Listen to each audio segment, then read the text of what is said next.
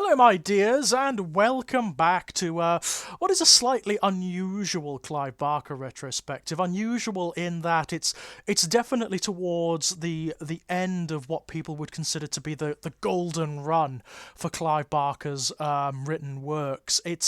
This phenomena occurred sort of around the mid to late 1990s in conjunction with Todd McFarlane toys. Todd McFarlane of Spawn fame and various other comics. He and Clive Barker collaborated on a series of figures called the Tortured Souls. The Tortured Souls aesthetically were very Clive Barkerian. They were designed by Clive, and they also had scraps of backstory written by Clive. So to get a sense of the overall mythology, you had to collect each of the figures because each one had a scrap of the mythology with them. Aesthetically, they are absolutely fascinating. They're obviously aimed at adult collectors. They're aimed at fans of Clive Barker's work. They very much resemble the aesthetic that one would find in the Hellraiser films. In fact, they very much look like Cenobites. They may, in fact, be a species of Cenobite, or they might be linked somehow to the mythology of the Cenobites, even though there's not really a suggestion of that in the backstory. The backstory is really interesting. It was supposed to be a much bigger project by all accounts. The idea was that it was going to, like a lot of the projects that just don't get off the ground, that Clive Barker's involved in, and it's a real shame because there's so much potential. Things like, for example, Undying. The video game Undying was supposed to be way bigger than it turned out to be. It was going to be not just a series of video games. It turned out to being only one. There was going to be novels and comics and all sorts, and the Tortured Souls are kind of the same. And you get that impression from the scraps of mythology that are included in with the figures. You get the sense that there is this vast and very interesting backstory going on here. Each of them is not only a beautifully grotesque monstrosity in their own right, they actually, because of the way they're designed, they suggest story in and of themselves. A lot of them are like little dioramas in and of themselves. They have a sense of narrative and mythology about them. Characters like, for example, my favourite, Dr. Talisac. He is not just a figure. He actually comes with a sort of display stand. Dr. Talisac is this gorgeous creature. He's this phenomenally emaciated, mutilated character who's strung up from this hideous, elaborate, almost gallows-like surgical apparatus, and he's strung up by hooks that are fed through his face. And where it's sort of his lower abdomen, his belly and his crotch area are split open, and there's a sort of amniotic sac protruding from it, in which there is a creature gestating.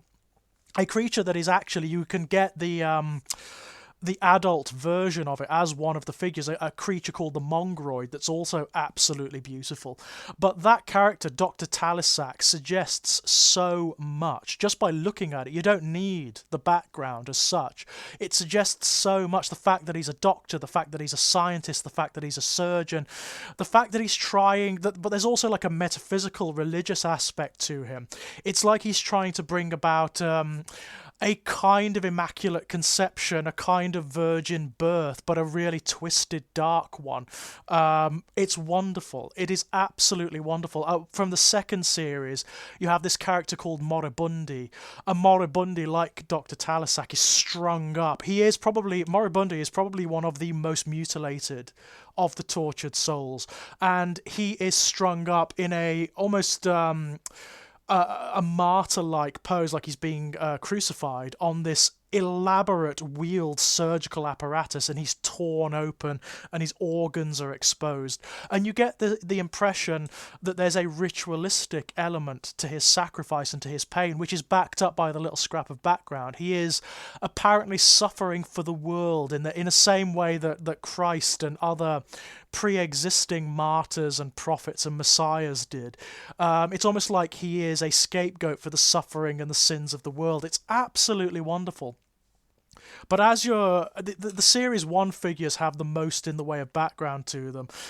You have characters like Agonistes, and Agonistes is fantastic. He's the first of the Tortured Souls, both as a figure, but also he's the first principal of the tortured souls as well, because he's kind of like an abortive creation of gods, as in like the Abrahamic gods. The mythology surrounding Agonistes is that on the seventh day after creation, God didn't rest, as is recorded in the various accounts of Genesis, but was in this addled, fevered, exhausted state, and in his delirium created this thing that is kind of the antithesis of everything he created before, this thing called Agonistes. And Agonistes is a creator in and of himself. He's the abortive child of God. He's a creator in and of himself. He is not actually a negative character, certainly not in the fiction that surrounds him. He's actually a very a creature of a kind of salvation, a twisted salvation to be sure, but a salvation of a kind. He is the father of the tortured souls in many respects. He's the one who made them as mutilated and as twisted as they are, but many of them come to him seeking that. They come to him seeking that rebirth. That is his gift. He can sculpt flesh in the same way that the Cenobites can. He recreates those who come to him as children of their own desires, of their own agendas. And there are several other characters in the Tortured Souls line that are his children. The Scythemeister, for example, who used to be an assassin in this ancient city. In fact, there is this city that the tortured souls operate in called Primordium, and as the name suggests, Primordium isn't just a city, it's the city of cities. It's kind of like the dream of all cities. It's the template and the inspiration for all cities that exists in some abstract state. It is absolutely brilliant. As a mythology, it is absolutely wonderful. It's so resonant. It's so profound and suggests so many stories. I love that. You get the impression of Primordium as being like the apotheosis, the epitome of every city there has ever been. Everything in every form of architecture is represented here. It's elaborate, it's Byzantine, it's Gothic, it's brutalist, it's enormous. And within it are these entities like Dr. Talissac, like the Scythemeister, like Camille Noir, like Agonistes actually doesn't operate within the city, he operates in the desert that surrounds it. But you get the impression from the writing involving the tortured souls that Primordium isn't necessarily a real space in the same way that Leviathan's Labyrinth isn't. You almost get the impression that it's a dreaming space, it's an abstract space. It never says it. In the fiction that surrounds it, both in the little scraps of fiction that you get in with the figures, and also in the little novella that you can get, which I have, by the way. That was one of my last Clive Barker purchases. I didn't even know it existed until I saw it on eBay, I think it was, and it was going for an absolutely ridiculous price. It's a tiny, tiny novella, little hardback thing. Most people don't even know it exists, but it goes for like sometimes hundreds of pounds because it's quite rare. And the Tales of Primordium, as it's called, Tortured Souls, The Tale of Primordium, is a novella by Clive Barker that, if you'll excuse the pun, it fleshes out the mythology of the Tortured Souls. It gives them a lot of backstory, and it shows how they're all interrelated to one another, how their paths sort of intersect, and how their philosophies and agendas bring them into one another's company. It's absolutely wonderful. It's actually a really good read. It's small, and it's refined, and it's narrow in a way that a lot of Clive Barker's fiction isn't. I mean, if you compare this kind of mythological fiction to the likes of Imagica, for example, Imagica is big and resonant and explicit, and the prose is dense, the mythology is just elaborately described. This isn't. It leaves a lot of resonant space. It leaves a lot to the imagination that the reader has to fill in, but it works really well. I imagine that for a lot of people who are hungering for sort of more Hellraiser-style mythology, it's not linked to Hellraiser, but it's very Hellraiser-esque. This is the kind of book they may have wanted above and beyond the Scarlet Gospels. I would take this book above and beyond the Scarlet Gospels any day, to be honest. I really love Tales of Primordium. It's a really beautiful little read. You can read it in a day, which I did, because it's so small, it's so elegantly written, and it just tells you the tale of Agonistes, of of the city of Primordium, of its politics, of its intrigue, and of how that leads to the creation of these creatures, of the tortured souls, who then go on to sort of sire the collapse of this city, almost like they're almost like scions of the apocalypse, or of a grand change which is going to come to this city. It's really beautiful. It really is. It's well worth a read, and I wish to God that the project hadn't floundered. I wish to God that there were more tales set in Primordium, because I'm telling you now, there could be hundreds. Primordium could be the basis of not only novels and comics, but a TV show, like a Netflix-style HBO TV show set in Primordium, could be unlike anything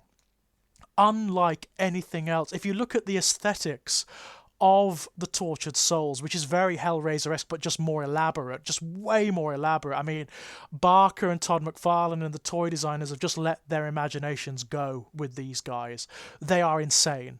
They are so elaborately mutilated. I mean, Agonistes himself, who is sort of like the father of pain, if you look at the little subtle details of agony that are woven throughout every inch of that character, it's brilliant. He has this like iron halo set with surgical instruments that are designed so that they pierce his head every time he moves his head. There's like an iron spike protruding around so that whenever he turns his head it pierces one eye. It is beautiful in the elaboration of pain and mutilation that these things demonstrate.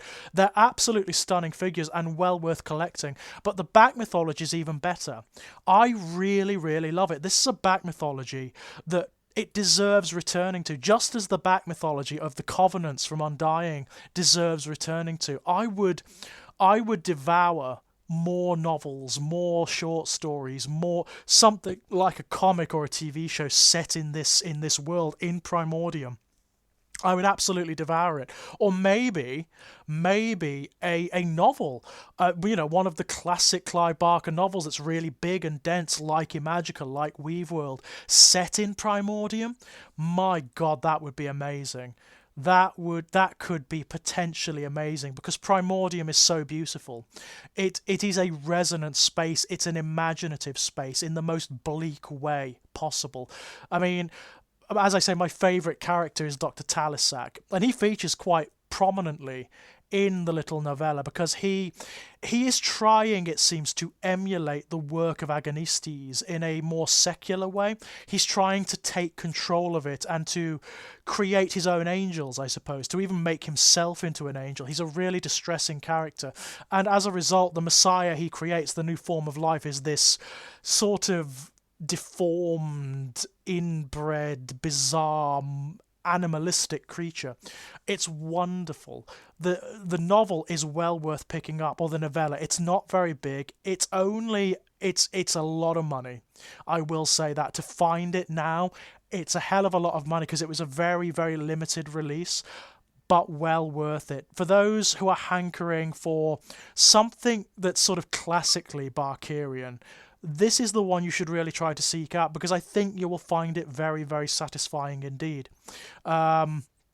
As for the toys themselves, yeah, they're worth collecting. They're difficult to find these days. They're very difficult to find intact because they're not fragile as such, but they have lots of like extruded bits and details that are very easy to chip or wear away. So finding them complete is very hard indeed, especially the first series. Very difficult to find, but worth it because they are so utterly beautiful. You can have, I mean, I've got a couple of them. I have Moribundi, I have Agonistes, and I have the Scythemeister, and even having them, every time you look at them, you find new details. You find new little narrative and mythological details that have been sculpted into them, and having the novella, the Tales of Primordium, enhances them even further. Well worth seeking out. Beautiful stuff, and I doubt it will happen significantly, but my God, I would be so happy if Clive Barker returned to this mythology at some point. I would be ecstatic. Oh, what about a video game? My God, a video game set in Primordium, set in this mythology, could be insane. An RPG? Oh, a role-playing game set in Primordium? It's the perfect setting. You could make a tabletop-style RPG set in Primordium, and oh my god, the aesthetics of it, the ethos, it could be something that has never been seen before. Oh, I'm gonna stop wish listing now because I'm making myself sad doing it. I'm making myself sad. I sincerely hope that at some point Clive returns to this mythology because my God, it's a gold mine. It's a gold mine, and in terms of its potential, the stories that could be told here, I can't even begin. I cannot even begin to express how fruitful, how beautifully dark and grim and monstrous they could be. But you know, you never know. Stranger things have happened. Stranger things have certainly happened. So until next time, ladies and gents, bye bye.